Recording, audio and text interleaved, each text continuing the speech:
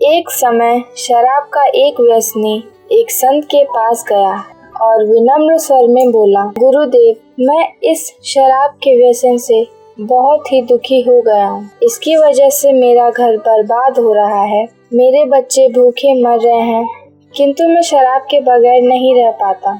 मेरे घर की शांति नष्ट हो गई है। कृपया आप मुझे कोई सरल उपाय बताएं जिससे मैं अपने घर की शांति फिर से पा सकूं।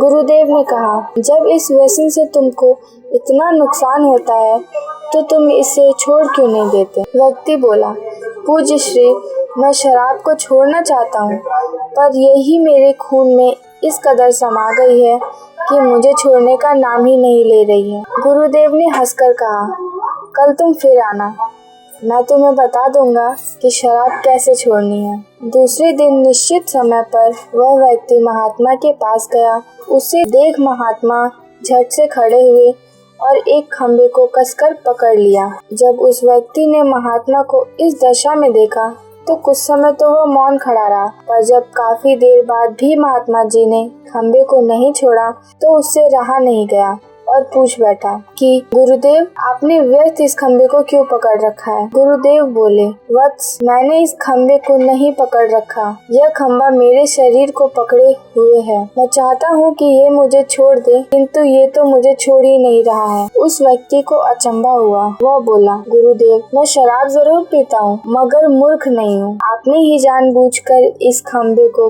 कस कर पकड़ रखा है। यह तो निर्जीव है, यह आपको क्या पकड़ेगी? यदि आप दृढ़ संकल्प कर लें तो इसी वक्त इसको छोड़ सकते हैं। गुरुदेव बोले, नादान मनुष्य, यही बात तो मैं तुम्हें समझाना चाहता हूँ कि जिस तरह मुझे खंबे ने नहीं बल्कि मैंने ही उसे पकड़ रखा था, उसी तरह इस शराब ने तुम्हें नहीं पकड़ा है, बल्कि सच तो ये है कि तुमने ही शराब को पकड़ रखा है। तुम कह रहे थे कि यह शराब मुझे नहीं छोड़ रही है, जबकि सत्य यह है कि तुम अपने मन में यह दृढ़ निश्चय कर लो कि मुझे इस व्यसन का त्याग अभी कर देना है, तो इसी वक्त तुम्हारी शराब पीने की आदत छूट जाएगी। शरीर की हर क्रिया मन के द्वारा नियंत्रित होती है और मन में जैसी इच्छा शक्ति प्रबल होती है वैसा ही कार्य सफल होता है। वह शराबी गुरु के इस अमृत वचनों से इतना प्रभावित हुआ कि उसने उसी वक्त भविष्य में कभी शराब न पीने का दृढ़ संकल्प किया। उसके घर में खुशियाँ लौट आईं और वह शांति से जीवन यापन करने लगा। इस तरह हमें शिक्षा मिलती है कि